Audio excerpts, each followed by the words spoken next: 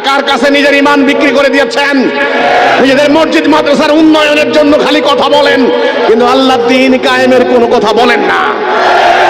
আজকের এই জামাত, হাজার হাজার জামাত হবে সারা বাংলাদেশে, এই জামাতের টাকার বিনিময়ে তারা নামাজ পড়াইতে যাবেন।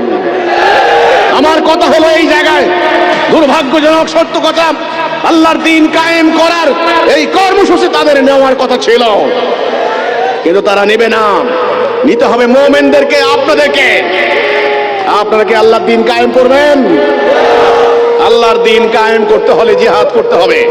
কি করতে হবে? জিহাদের কথা শুনলে কি ভয় লাগে? জিহাদের কথা শুনলে কি ভয় লাগে? আরে আমি দেখলাম রাস্তায় রাস্তায় তলোয়ার হাতে নিয়ে গরুর গলায় ছুরি চালিয়েছেন। ইতিহাস জানতে হবে, উম্মতে মুহাম্মদের গলায় ছুরি চালিয়েছে কাফেররা।